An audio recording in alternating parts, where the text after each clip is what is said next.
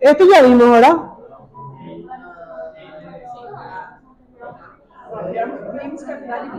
Bueno, vamos a hablar de cavidad nasal. Bueno, vamos a hablar un poco sobre cavidad nasal. La cavidad nasal también es una caja, tiene 4 paredes, es un cubo, un prisma rectangular en realidad. Tiene paredes superiores, paredes inferiores, paredes laterales, paredes mediales, porque son 2 orificios, o sea, un orificio de cada lado.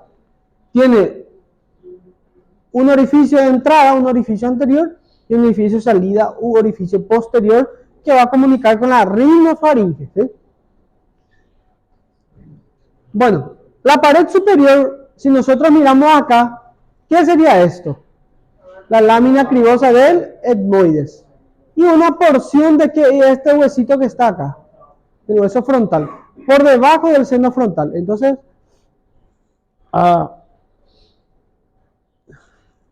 la pared superior más representativamente va a estar por la lámina cribosa del etmoides en el medio, hacia adelante por la espina del frontal y hacia atrás por el cuerpo del esfenoides, que también tiene una cavidad. ¿Ven? Entonces, etmoides, frontal, esfenoides y acá un pedazo de los huesos nasales. Todo esto sería la pared anterior. De adelante para atrás o de anterior a posterior sería. ¿Sigue viendo? Huesos propios de la nariz, huesos nasales, una pequeña parte de la porción horizontal de la cara inferior del temporal, o cara inferior del frontal, la lámina cribosa del etmoides y la porción anterior del cuerpo del esfenoides. El límite inferior o la pared inferior va a estar dado por estos 2 huesitos. La cara superior de la apófisis palatina del maxilar y la cara superior de la lámina horizontal del hueso palatino. Acuérdense que acá el hueso palatino y la apófisis palatina hacen esto y forman hacia adelante la espina nasal anterior, la cresta nasal y la espina nasal posterior. La espina nasal anterior es dependencia de quién? Del maxilar. Y la espina nasal posterior es dependencia del palatino.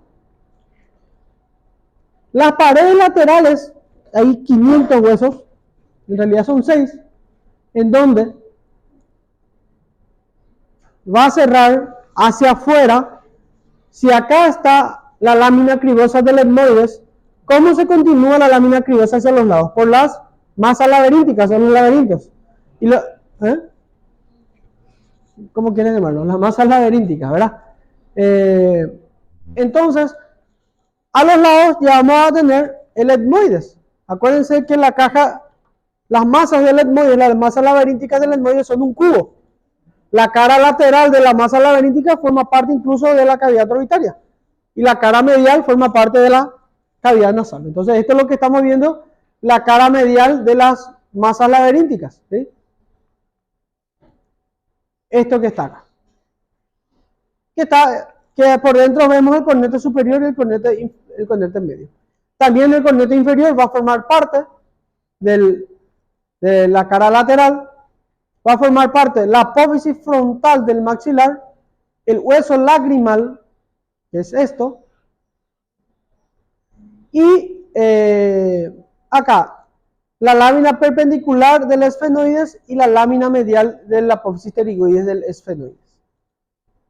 Entonces,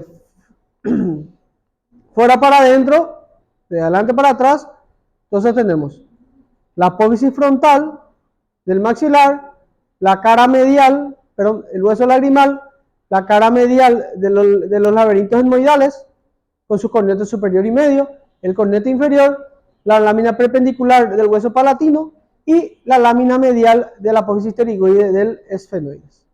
Todo eso forma parte de la pared lateral. La pared medial está representada por 2 huesos, o un hueso y una parte de un hueso. O sea, acá adentro. Acá adentro nosotros tenemos en el medio que va a dividir las fosas nasales o los conductos nasales, va a dividir en dos, que son la lámina perpendicular del etmoides articulada con el vómer. Y delante tenemos un cartílago que se llama cartílago del tabique nasal. Por eso la nariz se puede deprimir. Deprimimos y vamos a encontrar una parte que es ya hueso, óseo, donde vamos a tocar por abajo el vómer, esta parte, y hacia arriba vamos a tocar incluso un pedazo del hueso propio de la nariz y la lámina perpendicular del etmoides. Si meten su dedo cuando se estén bañando, pueden tocar su cartílago, que es bien fino, y hacia adentro, un poquito más y al fondo, la lámina perpendicular del etmoides y el vómer. El orificio anterior va a estar determinado por acá, la apófisis frontal del maxilar, y hacia adentro tenemos esta escotadura, la escotadura nasal, formando así con el otro lado acá la espina nasal anterior, que son de la apófisis palatina, y cierra los huesos propios de la nariz. Esto se llama orificio anterior o abertura piriforme, porque tiene una forma de una pera, ¿verdad? Bien imaginariamente. Y posteriormente hacia atrás, esto se le llama coanas. A esta abertura que tenemos acá se llama narina. Narinas. A la abertura posterior se llama coanas. Esto no es narina. Narina es con el cartílago y todo ya. El orificio posterior tenemos el cuerpo del esfenoides.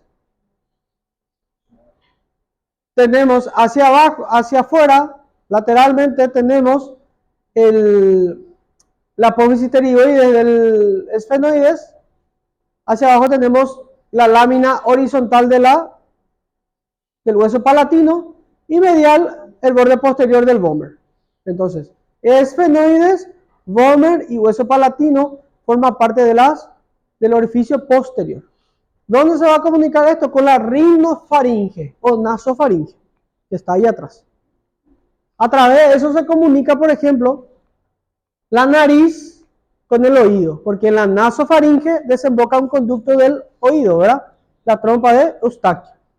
Por eso muchas veces, cuando hay infecciones de la rinofaringe, por ejemplo, adenoiditis, amigdalitis, faringitis, etcétera, etcétera, duele el oído. ¿Por qué? Porque esa secreción viaja por la trompa de Eustaquio y llega hasta el oído. ¿Nunca les pasó que parece que cuando ustedes tomaron algo muy rápido, se va por la nariz, incluso se le tapa el oído? Eso es porque se tapó el conducto auditivo, la trompa de Eustaquio. Bueno, ¿qué es lo que nosotros vemos de conductos? Y lo que más llama la atención acá, entre los orificios que vamos a ver de la cavidad nasal, es este. La lámina cribosa del etmoides. La lámina cribosa del etmoides va a dar paso a los filetes del nervio olfatorio, o sea que a las ramillas del nervio olfatorio. La lámina cribosa, si nosotros miramos, ya vieron en el hueso, ¿verdad? O sea, está bien perforado. Y si usted toca la lámina cribosa bien fuerte, así con una pequeña fuerza, se va a romper esa lámina cribosa. Por eso muchas veces, cuando se producen las fracturas de la base del cráneo, nosotros no sabemos qué parte mismo se fracturó. Imagínense si se haya fracturado la lámina cribosa del etmoides. Todo paciente que tiene en general, casi todo paciente que está medio inconsciente, se le tiene que colocar una sonda nasogástrica. ¿Saben lo que es la sonda nasogástrica, verdad? ¿Por qué la sonda nasogástrica? Porque si está inconsciente puede vomitar, y si vomita y no tiene el reflejo del vómito o reflejo de la tos, no se activa, no va a sacar para afuera el contenido que le correspondía al estómago, sino que va a hacer, se va a ir hacia atrás, pero se va a ir hacia adelante, va a ir como la epiglotis no está funcionando porque no está consciente, toda la secreción del estómago y del esófago se va a la laringe y de la laringe al pulmón. La famosa neumonía aspirativa en realidad no es una neumonía, se llama una neumonitis por aspiración. Y ahí inflama todo lo que hay. ¿Qué tipo de líquido es el líquido que está en el estómago? Ácido. Y el único epitelio que puede soportar esa gran cantidad de ácido es el estómago. El resto no puede soportar. Imagínense si va hasta el epitelio del aparato respiratorio, quema todo lo que hay. Y generalmente por eso mueren los pacientes, por esa neumonía. Bueno, si yo coloco una zona nasogástrica y acá está fracturado, ¿qué puede pasar? La zona nasogástrica directamente puede entrar en la cavidad craneal y infectar todo lo que hay. Acuérdense que esto no es tan estéril. Bueno, esto todo está tapizado por mucosa. Por mucosa y acá hay pelos. ¿Para qué son los pelos? No solamente para molestar y para que salga ahí y que sea feo, ¿verdad? Sino que al inspirar el aire funciona como un filtro. Ataja todas las partículas y eso es lo que tenemos y se llama el famoso tatú, ¿verdad? Tatú le llaman los... Y nosotros le llamamos... ¿Dónde está, Jonathan? Ticla. Tenía un compañero que siempre le sacábamos fotos en la clase, acá en la UPA, siempre limpiando el horno, ¿verdad? Bueno. ¿Y por qué está cubierto de mucosa? Esta mucosa tiene mucho plexo venoso, o sea que está ricamente vascularizado. ¿Para qué? Para que cuando yo inspire el aire entra como una turbulencia dentro de estos cornetes y entonces se calienta el aire. Y al calentar el aire es más fácil que entre dentro de la rinofaringe y continuarse con la laringe. Cuando el aire está muy frío, por ejemplo, parece que nuestra nariz se seca, ¿verdad? Enfría el orificio nasal. Bueno, acá vemos el agujero ciego. Y acá esto se va a continuar con la apófisis cristal allí. Acá el agujero ciego y la cresta del frontal van a dar paso o la inserción del os del cerebro. El conducto incisivo, acá le voy a mostrar después por dónde va a venir una rama del nervio maxilar, que es el nervio nasopalatino. Cuando la apófisis palatina de un lado con el otro se articulan entre sí, forman en la región anterior, forman el conducto incisivo, por donde va a pasar el nervio nasopalatino, que va a inervar toda la región del paladar duro, ¿verdad? El agujero esfenopalatino, que está acá entre la esfenoides y el hueso palatino, va a dar paso a los elementos o vasos nasopalatinos y esfenopalatinos. Lo que más se tiene que ver es esto. Esto es lo que más tiene peligro de vida por su delgadez. Es muy delgado. Bueno, acá, el cornete superior y cornete medio es dependencia de ¿quién? Del etmoides. Y el cornete inferior es un hueso independiente. Bueno, estos están tapizados por mucosa. ¿Sí? ¿Para qué? Para que le dé una pequeña turbulencia al aire. El aire no va a entrar de fino, va a entrar y va a hacer este movimiento. ¿Para qué? Para calentar el aire que nosotros estamos inspirando. Entonces, el aire que nosotros inspiramos pasa por el filtro, que es los pelitos de la nariz, después se va a calentar. Una vez calentado, va a entrar dentro del pulmón. Bueno. La nariz está rodeado de esto, de meatos, de cavidades, que son los senos paranasales. Tenemos el seno frontal, el seno maxilar, que son los más grandes. El seno esfenoidal y los laberintos del etmoides. Todo ahí están comunicados entre sí. Y entre el cornete superior y el cornete medio se abre un orificio de salida de una de estas cosas, que se llama meato nasal superior. Un orificio nasal superior, se llama más meato nasal superior, para no confundir con los orificios nasales anterior y posterior. Entre el cornete medio y cornete inferior va a pasar el meato nasal medio, y por debajo del cornete inferior el meato nasal inferior. Bueno, y acá, entre el cornete superior y el cuerpo del esfenoides, la cara anterior del cuerpo del esfenoides, tenemos un pequeño receso, el receso esfenoetmoidal, esfenoides y etmoides, esfenoetmoidal. Esto era el cuerpo del esfenoides, y acá tenemos lo que se llama la silla turca. Y acá vemos cómo la hipófisis descansa dentro de la silla turca. Esta pequeña glándula es muy importante. Ya hay histología, ¿verdad? Hipófisis. La neurohipófisis y adenohipófisis, que va a secretar la mayoría de las hormonas estimulantes de las hormonas, ¿verdad? Reguladoras en realidad. Bueno, si nosotros vemos la anterior, así nosotros pedimos una radiografía de los senos paranasales. Se puede pedir una radiografía. ¿Para qué? Para ver estos espacios. Los espacios en la radiografía se tienen que ver negro. Negro es aire. Acuérdense siempre de eso. Radiografía, radiografía. Negro, aire. Blanco, líquido. ¿Qué tipo de líquido? Ni idea.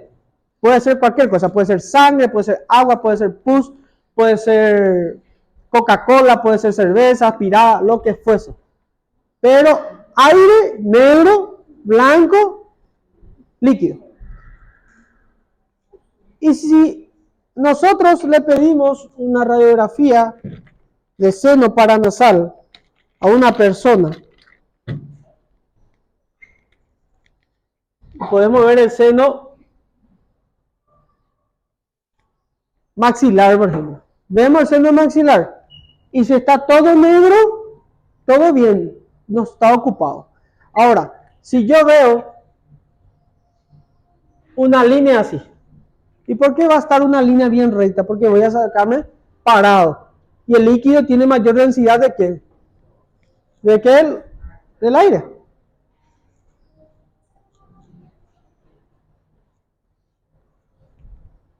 Entonces acá se pinta de blanco y acá se pinta de negro. Entonces acá va a ser líquido y acá va a ser aire. A esto se le llama, el intercambio de colores se le llama nivel hidroaéreo. Nivel hidroaéreo. El líquido se va para abajo, el aire se va para arriba. Si nosotros vemos un nivel hidroaéreo en una radiografía de un seno paranasal, significa que está ocupado los senos paranasales. Y si le duele al tocar, se llama sinusitis. Voy a tomar mi yogur.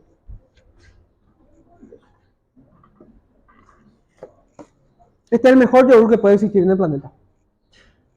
Si compren si quieren, pero es el mejor que hay. No, doña Ángela.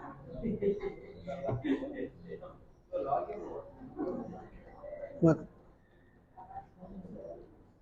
El seno etmoidal, el seno esfenoidal, este seno que está acá, va a drenar ¿dónde? Por ejemplo, puede entrar, estos están comunicados entre sí. El aire que yo inspiro va a pasar por acá para calentarse también, pero el líquido también puede llegar acá, cuando nosotros tenemos una gripe.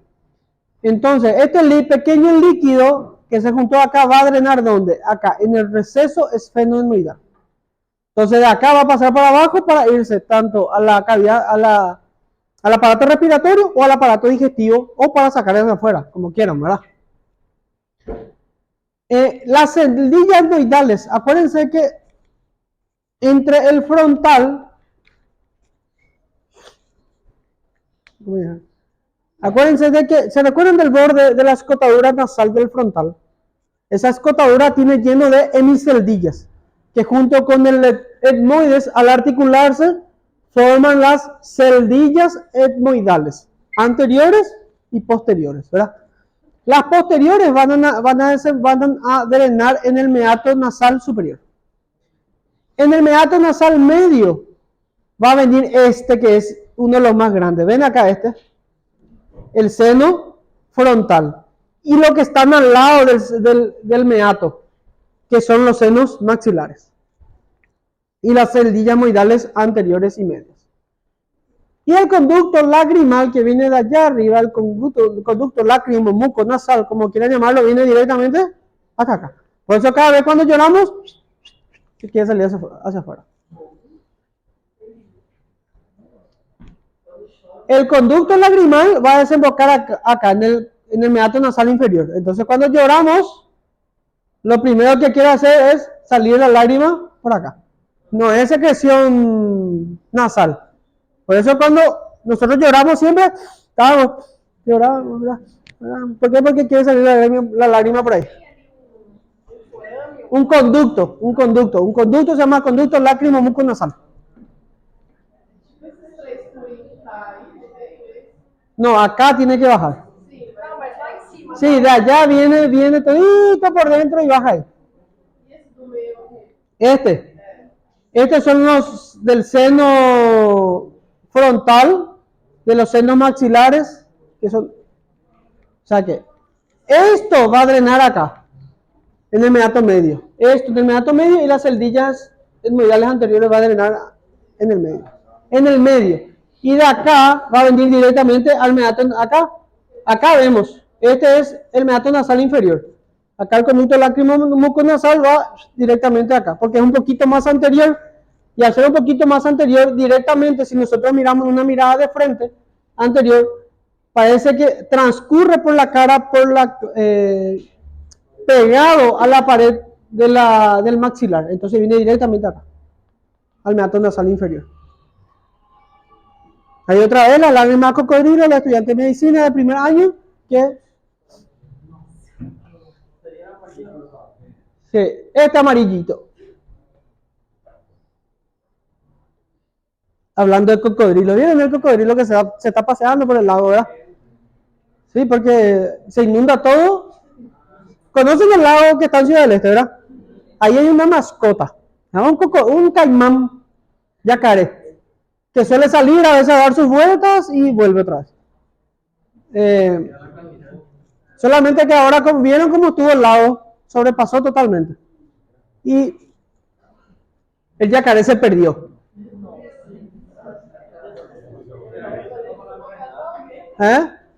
Se perdió el yacaré.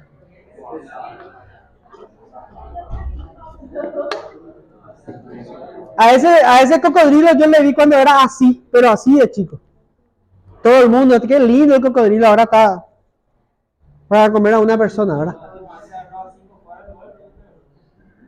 Sí. Chuto.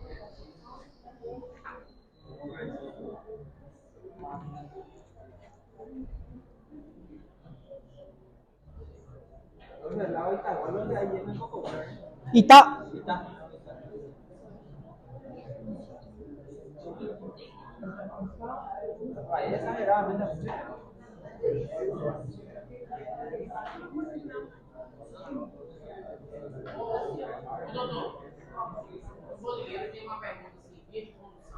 Vamos a dar eso, no te vas a preocupar. No, es diferente. Las vías de conducción son vías en donde yo, por ejemplo, voy a percibir algo, cómo va a viajar al cerebro y cómo va a dar esa respuesta. Argeles, pero vamos a ver.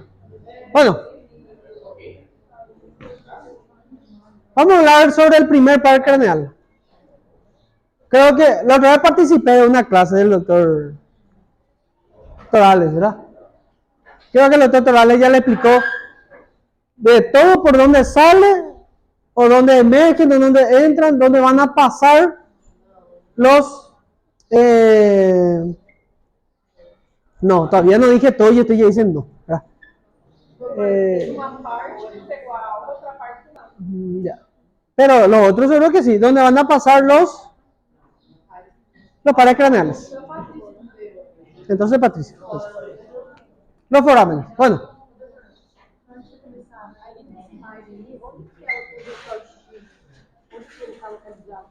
Conducto aditivo. Acá no se ve el conducto aditivo. Conducto aditivo, acuérdense que el conducto aditivo está ya cerca está dentro de la porción petrosa temporal. A la trompa de Eustaquio va a desembocar en la rinofaringe, en la pared lateral de la rinofaringe. Acuérdense que está la faringe, el techo de la faringe, y a los lados van a estar las amígdalas, que son las adenoides, allá arriba. Y un poquito al lado vamos a encontrar el meato de la trompa de Eustaquio. Bueno, acá para entender mejor y para que podamos entendernos, lo que quiero que entiendan de pares craneales son los siguientes. ¿Cuál es el nombre del par craneal? ¿Sí? ¿Cuál es su origen del par craneal? ¿Cuál origen? ¿Cuál es su trayecto del par craneal? ¿Y cuáles son sus terminaciones?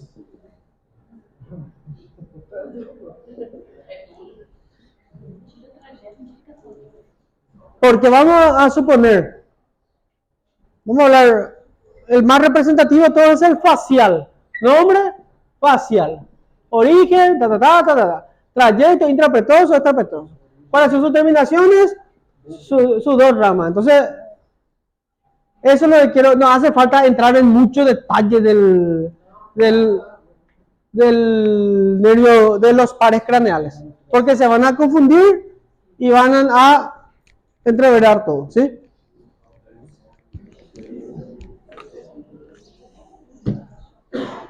Bueno,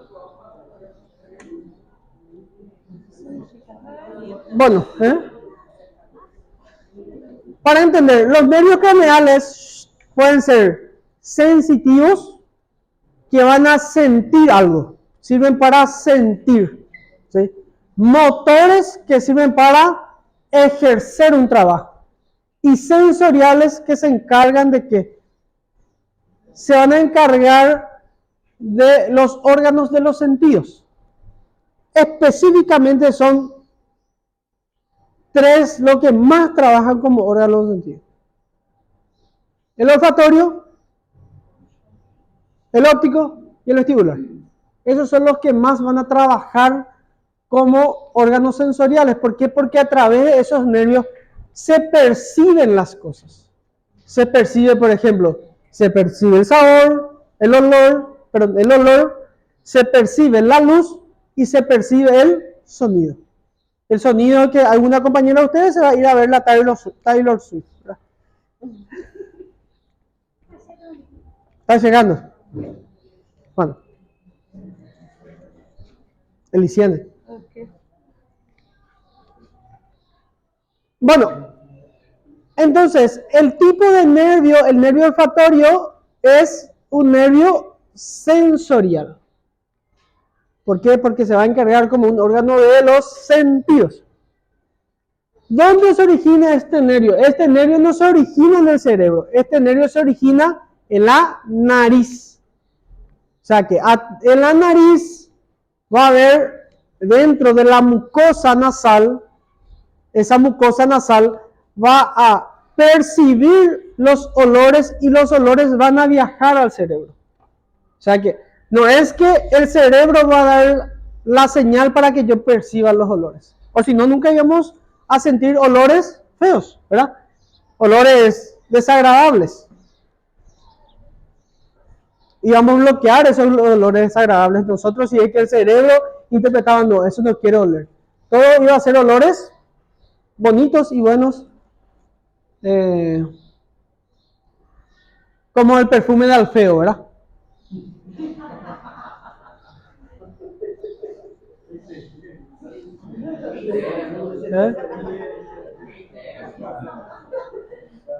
¿Eh? Muchas felicidades para los que son de Fluminense. No sé quién es.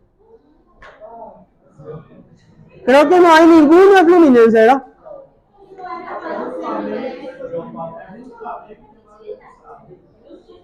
¿Yo? ¿De qué?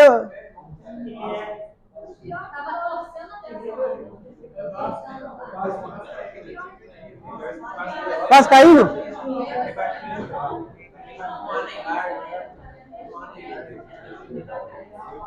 Vale.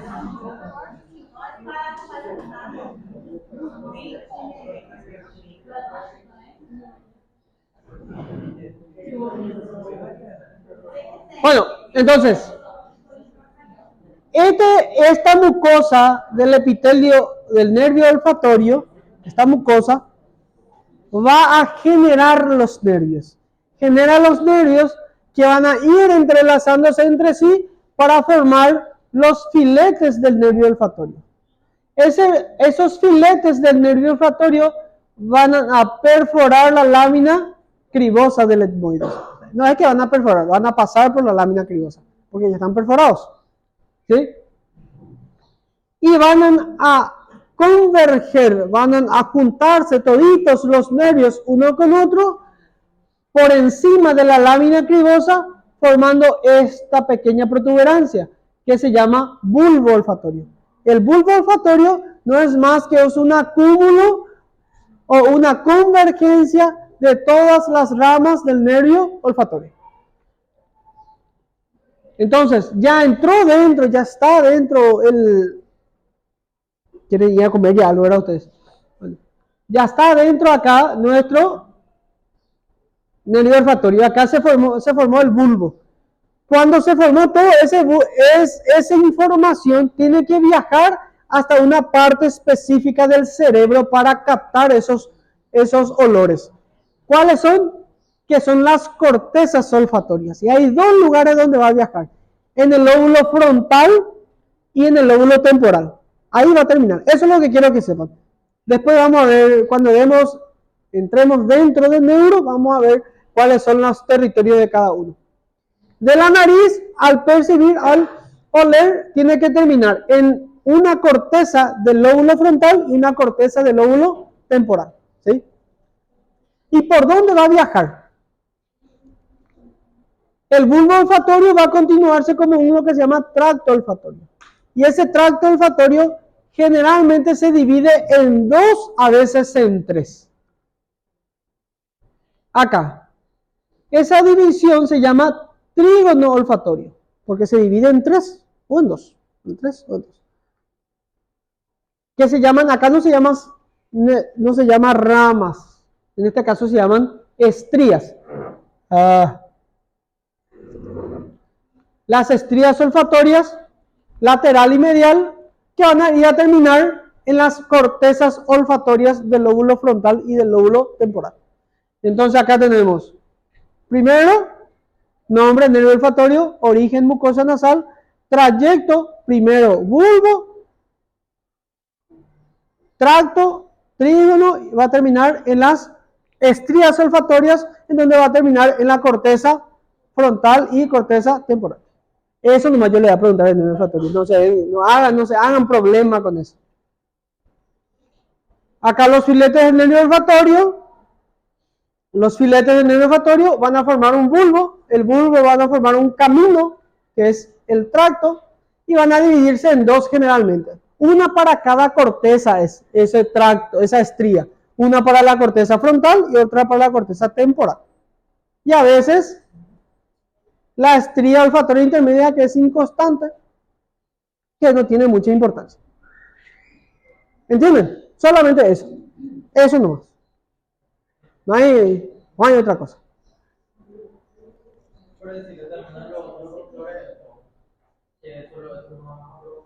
Yo en mi mesa. Sí, lo voy a decir, lo voy a decir. Sí, no te vayas a enojar, Julio. ¿Eh? No te vayas a enojar, Julio.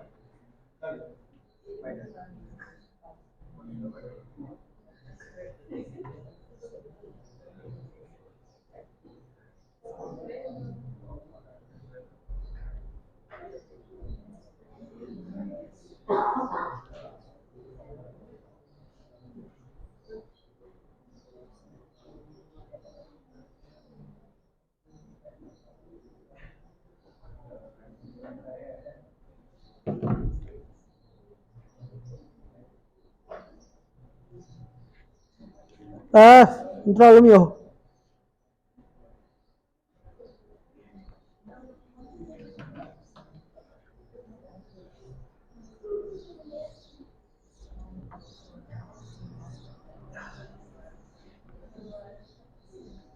Ah. Nervio trigémino. Trigémino se llama, ¿por qué? Porque tiene 3 nervios, ¿sí? El nervio trigémino es el quinto par canal. ¿Por qué doy ya el quinto y no el segundo, el tercero? ¿Por qué? Porque eso vamos a ver cuando vemos Oyus, ¿sí? Agua no soy.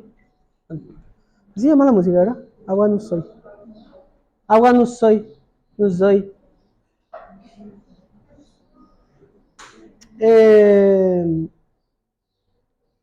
Entonces por eso, porque trigémino, ya hablamos como ya hablamos, ya músculo de la cara, hablamos ya de las regiones del paladar y todo eso, entonces vamos a dar esto.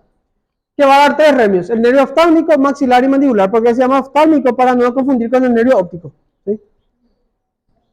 Bueno, en líneas generales, acá viene la médula espinal, este que se baja acá, ¿sí? Esta es la médula espinal. Antes de la médula espinal había una pequeña dilatación de esa médula, que se llama bulbo.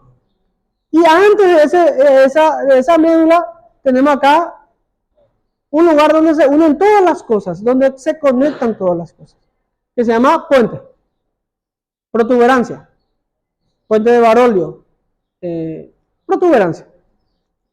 Y acá tenemos todo lo que son los hemisferios cerebrales que están divididas. Y acá tenemos algo muy importante en nuestras vidas, que es el cerebelo. El cerebelo se encarga de la marcha y de la coordinación. Cuando el cerebelo está intoxicado por un elemento vital de nuestras vidas, que es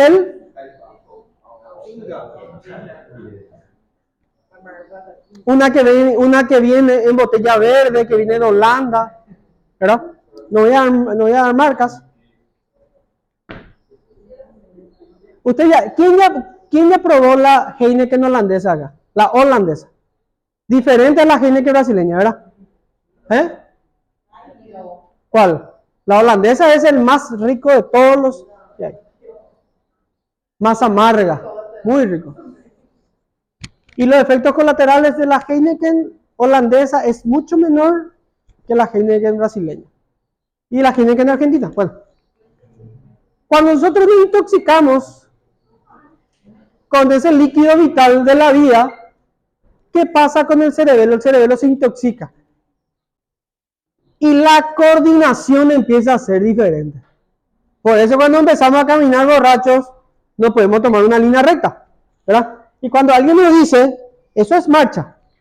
Y cuando alguien nos dice, hace el número 4 y toca tu nariz, ¿qué pasa?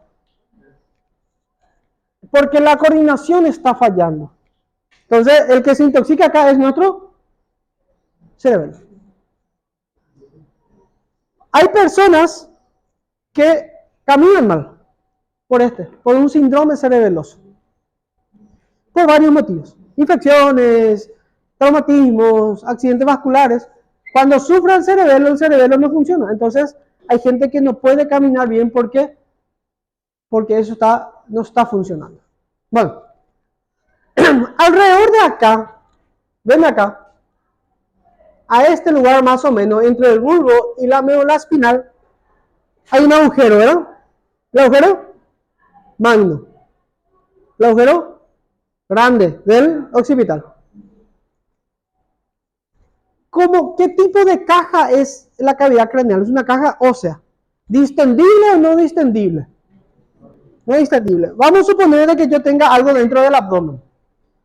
Aumenta la presión del abdomen. Por ejemplo, el intestino no trabaja y ¿qué va a pasar con el contenido del... No, está mi...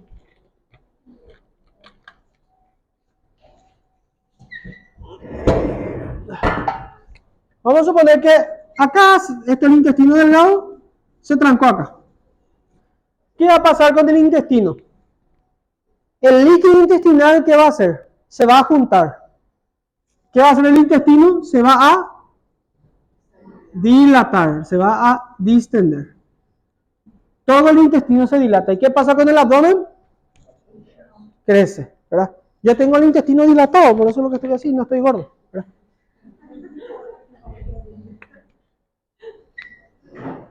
¿Por qué se distiende? Porque es músculo, y es músculo, el músculo se estira. Y al estirarse, crece. ¿Qué pasa con cómo se llaman las terminaciones del aparato respiratorio? Alvéolos, ¿verdad? Cuando los alvéolos se destruye por un aire vital, no vital, para mí no es vital, que se llama tabaco, estos se destruyen, estos espacios aéreos, los alvéolos terminales se destruyen. ¿Qué pasa con el aire? El aire se acumula acá. Y el aire dentro del tórax hace esto. Las costillas son así, ¿verdad? Tienen esta dirección. Entonces, cuando hay mucho aire dentro del tórax, ¿qué hace la costilla? Hace este movimiento y se abren los espacios intercostales. Entonces, aumenta más la presión dentro del tórax. Ahora, el cráneo es hueso, ¿sí? Vamos a suponer de que alguien se intoxicó acá con una Neisseria meningitis. ¿Sabes lo que es la Neisseria meningitis? Va a causar meningitis. La meningitis, ¿qué es lo que va a hacer? ¿Qué significa itis? Itis significa inflamación. Al inflamar, ¿qué pasa? Si yo tengo un tejido que tiene aproximadamente 2 milímetros de espesor, ¿qué pasa cuando se inflama? Engrosa de tamaño. El doble, pasa a 4 o más. El cerebro está envuelto en una serosa que se llama meninges. Esas meninges, cuando empiezan a inflamarse, también irritan el cerebro, porque están en contacto, ¿sí? Si aumenta de tamaño algo dentro del cráneo, ¿qué va a pasar? Va a aumentar la presión del cráneo, ¿sí? Aumenta la presión del cráneo y el cráneo no hace así, el cráneo no se distiende, no se agranda. ¿Qué es lo que pasa? Le aprieta el cráneo, le está empujando y duele. ¿Y por dónde el único lugar por donde puede salir, escaparse de esa presión? Por el agujero magno. Este agujero magno tiene el bulbo y tiene la médula espinal. El que pasa por el agujero magno es la médula, no pasa el bulbo. ¿Qué es lo que pasa con el bulbo? Acá, en este lugar, hay algunos de los centros de la respiración y del aparato cardiovascular. O sea que algunos de los receptores de la actividad cardíaca, de la actividad pulmonar, vamos a encontrar acá. Algunos, no todos. Si este bulbo, que es más grande que el agujero magno, que es así, entra adentro, se escapa esa presión, la presión va a estar ejercida totalmente por este bulbo. Entonces esto va a caer hacia abajo. Se llama hernia. Hernia del bulbo raquídeo, ¿verdad? ¿Qué pasa acá? Si yo tengo una estructura así, que quiere pasar por así, ¿qué va a pasar? Va a romper todo lo que hay. Va a romper los filetes nerviosos. Y si hay centro de la respiración y centro del aparato cardiovascular, ¿qué pasa? Termina todo lo que hay. Eso es lo que pasa a veces cuando se produce un sangrado dentro de la cavidad craneal. No tienen por dónde escaparse y el único lugar donde tienen dónde escaparse es por ahí. Por eso van a ver que en las series de las series como Grey's Anatomy y demás cuestiones, ¿qué le hacen? Le perforan la cabeza. ¿Para qué? Para que la presión se escape por ahí y no se escape por acá. Bueno.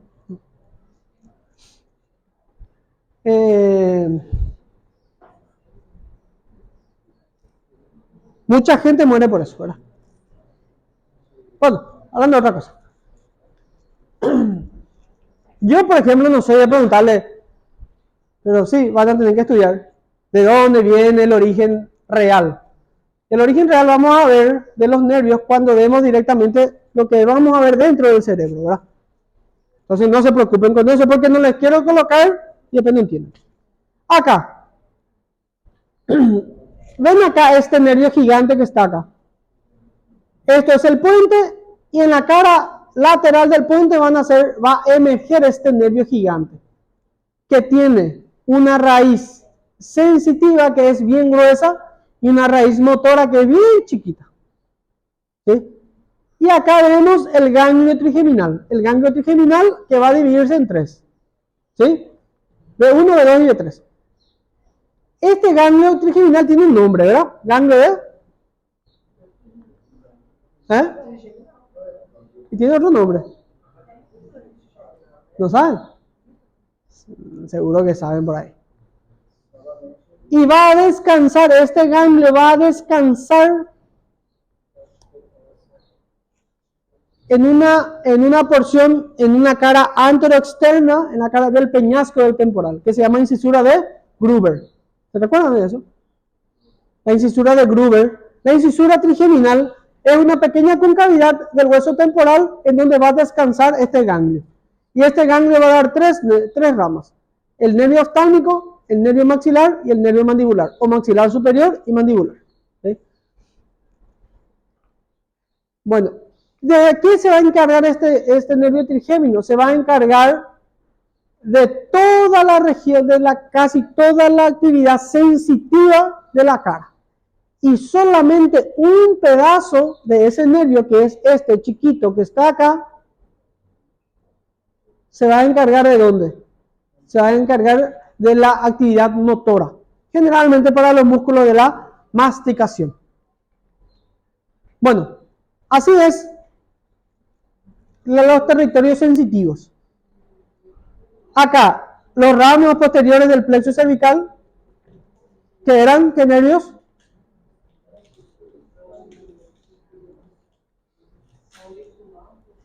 La rama occipital, la rama auricular, ¿verdad? Que va, todo lo que es cuello, va por el plexo cervical. Ahora, todo lo que es cabeza y cara, acá. El nervio mandibular va a venir desde acá, de la fosa temporal, va a dar la sensibilidad hasta acá, hasta la comisura labial. O sea que, si alguien me toca acá, me hace caricia acá, el nervio mandibular es el que está activado.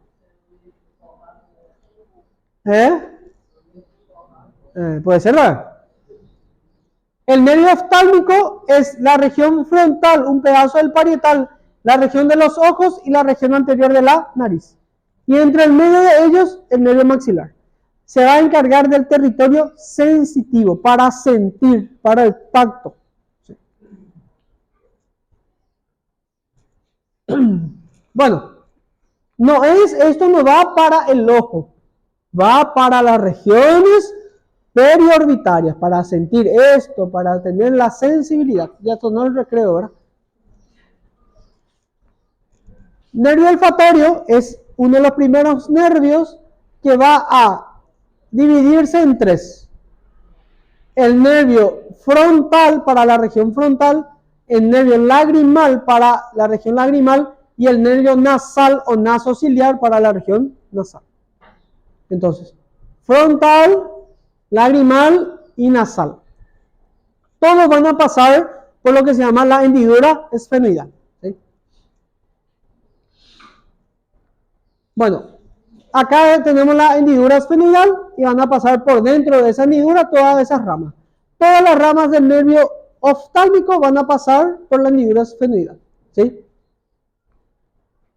Esto me lo voy a preguntar. ¿En cuánto se divide el nervio frontal y eso? Yo particularmente no, ¿verdad? Pero va a entrar dentro de la fosa orbitaria y va a dividirse en dos ramas, en uno supratroclear y en uno supraorbitario. El nervio lagrimal, este nervio lagrimal, va directamente para la glándula lagrimal, para las lágrimas de cocodrilo. Y va a dar una pequeña rama para la información, para intercambiar información con el nervio maxilar, que es el nervio cigomático. ¿Cuándo es la parálisis facial? ¿Qué acontece? Parálisis facial es del nervio facial. Acuérdate que el nervio facial es motor, ejercer músculo de la mímica. Por ejemplo, parálisis facial, yo me lastimo, infecciones, ACV, lo que sea. La parálisis facial va a hacer que todos los músculos de la cara se caigan, se relajen, porque no van a estar contraídos. Acá lo que puede pasar, lo que se llama, es que se inflame este nervio. Se llama neuralgia del trigémino, se llama. No sé si escucharon. Aquellas personas que no le duele la cabeza, pero le duele la cara. Le tocan la cara y le duele. Tiene una hiperestesia de aquello. Hiper significa mucho. Estesia significa dolor. Anestesia sin dolor. Hiperestesia, mucho dolor. Facial. Facial. Acuérdense, nervio facial, nervio motor de los músculos de la mímica. Nervio trigémino, nervio sensitivo de la cara. ¿Sí? El trigémino, yo puedo sentir, pero si vamos a suponer de que se produce un derrame, ¿verdad? Una ACV. Esa ACV afecta a uno de los centros motores que vamos a ver allá cerca de los ventrículos. Afecta, acuérdense que, voy a explicar más o menos cómo es, para que podamos entender.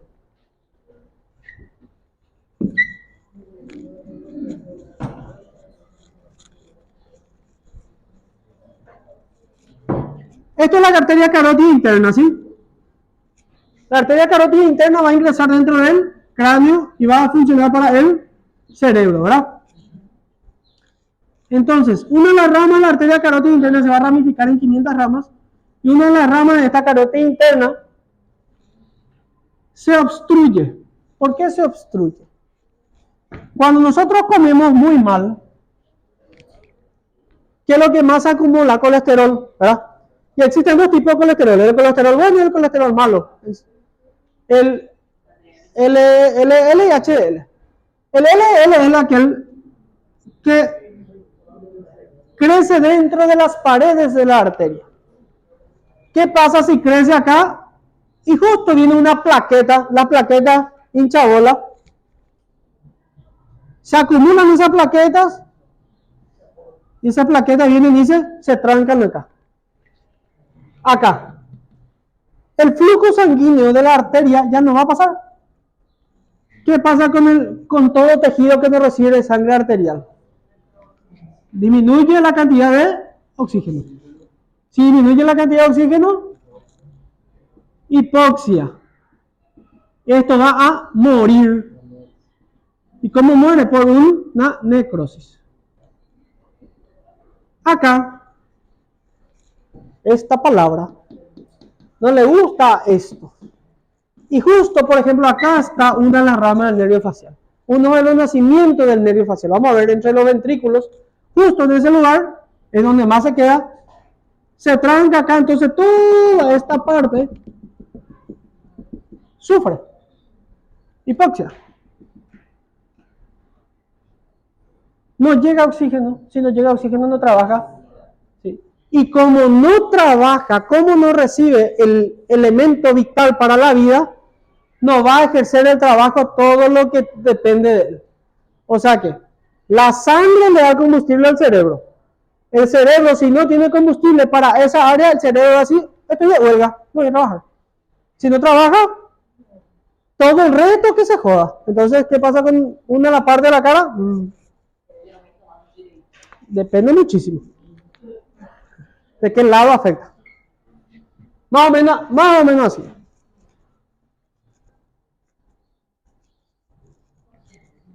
El doctoral es el clínico. Esto para mí es abstracto porque yo soy cirujano. Así se le llama. ¿Saben lo que es un asno? ¿No? Bujo. Por eso nosotros a los cirujanos nos dice cirujasno, porque no entendemos de estas cosas, ¿verdad? Bueno, ¿qué es lo que se puede hacer? Se puede volver a canalizar eso. ¿Cómo se puede volver a canalizar? Con fármacos. Se le inyecta un fármaco que son fibrinolíticos. ¿Qué significa eso? Fibrinolíticos. Lítico significa lisis, destrucción. Y fibrino, destrucción de fibrina. Como eso está lleno de fibrina, destruyen los fibrinolíticos, degradan esas plaquetas, esos coágulos, y vuelve la reperfusión. Sí. O si no, le metes un catéter con un alambre y desobstruís. Que se llama el cateterismo, fibrinólisis mecánica se le llama así. Y el otro es fibrinólisis farmacológica. Y hay un tiempo. Hay un tiempo para lograr eso. ¿Cuánto? Aproximadamente 4 horas y media, 6 horas. Si es que yo no identifico, vamos a suponer que alguien, un abuelito está dormido y se levanta y no puede caminar, ¿verdad? Todo un lado del cuerpo está paralizado y un lado de la cara está paralizado, ¿verdad? Generalmente es contralateral, ¿verdad? O sea, es contralateral. Entonces yo tengo que calcular más o menos en qué momento fue su etapa. Y para eso hay unas escalas donde yo puedo identificar más o menos fue a las 4 de la mañana, entonces tengo tiempo de hacerle su fibrinolítico, y etcétera, etcétera. Y así. Se queda negra. Si yo le pido una tomografía, el cerebro se ve pintado en todos los colores, todo chuli. Ahora, si está, como no recibe sangre, va a estar negro, eso es la tomografía, ¿verdad? Se va a ver negro, o sea que sufrió ya necrosis, ya no funciona esa parte del cerebro. Por eso hay gente, por ejemplo, hay centros en los centros de la corteza temporal o en los centros del habla. Y hay gente que no puede más hablar, por ejemplo, entiende todo lo que se le dice y cuando habla dice cualquier otra cosa. Él piensa de que está diciendo lo que quiere decir, pero cuando habla dice otra cosa. De 4 horas y media a 6 horas más o menos. Así. Todo un problema es el ACV, el ABC, accidente vascular cerebral, para nosotros ACV, cerebrovascular. Que pueden ser por eso o pueden ser por la sangre que llega hasta ese lugar específico, puede romperse. ¿Y por qué puede romperse? Por una presión arterial muy, muy, muy elevada. En vez de llegar sangre, explotó la sangre, explotó la arteria, se llenó de sangre. Sí. Entonces, cuando ustedes ven una persona que tiene parálisis de todo un miembro o de toda una cara, de repente y empieza a convulsionar, significa que se rompió una arteria. ¿Por qué? Porque la sangre irrita el cerebro. Vamos a terminar esta parte, o si no, vamos a irnos mañana. Yo extraño yo hace mucho que no doy la parte patológica de todo, ¿verdad? Extraño significa que tengo añoranzas, tengo saudades. Yo solo daba cirugía antes, hasta el año antepasado. Del 2021 empecé a dar anatomía, otra vez. Pues yo era instructor de anatomía desde la facultad hasta el 2021, nunca más di anatomía. Siempre daba solamente lo que es la patología quirúrgica, todo lo que es cirugía. Y a mí me gusta ese pensamiento de raciocinio del por qué, juntar, hasta llegar a un diagnóstico. Vale.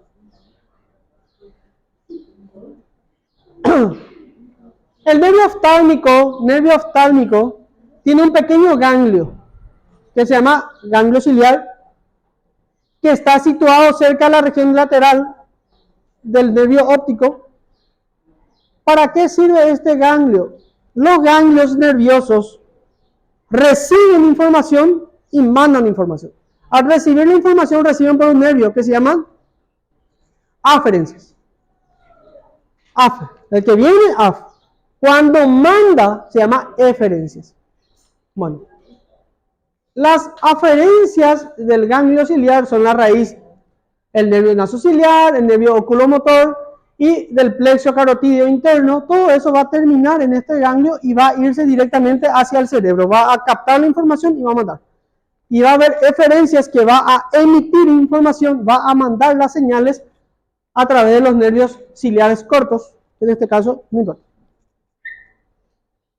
Bueno, acá antes de irnos al receso, ¿ven esta parte? ¿Sí? Este es el ala menor de la esfenoides, este es el ala mayor de la esfenoides. ¿Sí? Entre el ala mayor y ala menor de la esfenoides hay un espacio que se llama hendidura esfenoidal. ¿Sí? O fisura orbitaria superior. ¿Cómo quieran llamarlo? A mí me gusta más llamarle hendidura esfenoidal. Más elegante. Bueno, esa hendidura esfenoidal es más o menos así. Más o menos realmente porque no sé dibujar. Así, ¿verdad? ¿Qué va a pasar por esa hendidura esfenoidal? Casi todo lo que hay que se va a ir hacia la región del ojo. Va a pasar. Tercero, cuarto, sexto y B1, ¿verdad? ¿Sí? Las venas oftálmicas, etcétera, etcétera. B1, acuérdense que se divide en tres. En frontal, lagrimal y nasal. Bueno, acá va a estar cerrado esto. ¿Para qué tienen este anillo tendinoso común? Acá, la mitad de esta hendidura esfenoidal va a estar tabicado por una serie de elementos, por una serie de tendones que van a rodear esta hendidura esfenoidal, pero solamente el tercio interno. A esto se le llama anillo de Zin. Es simpático como se pronuncia la Z en portugués, ¿verdad? Todos van a pasar por dentro del anillo de Zin, excepto tres cosas. El cuarto, ¿verdad? El frontal y el lagrimal. Pasta frola. Patético, frontal y lagrimal. Entonces, ¿cuáles son los elementos que no pasan dentro del anillo tendinoso común o dentro del anillo de Zin? Son el nervio patético, que es el cuarto, par craneal, el frontal y el lagrimal, que son dos ramas del B1. Siempre se pregunta eso. ¿Cuáles son los elementos que no pasan dentro del anillo de Zin? Que no pasan. Lo que pasan son abducens, la vena oftálmica, el oculomotor, el nervio nasociliar, una rama del B1, pasa dentro del anillo. El que no pasa es el cuarto y dos ramas del B1, el frontal y el lagrimal. Bueno, vayan a tomar café y venga.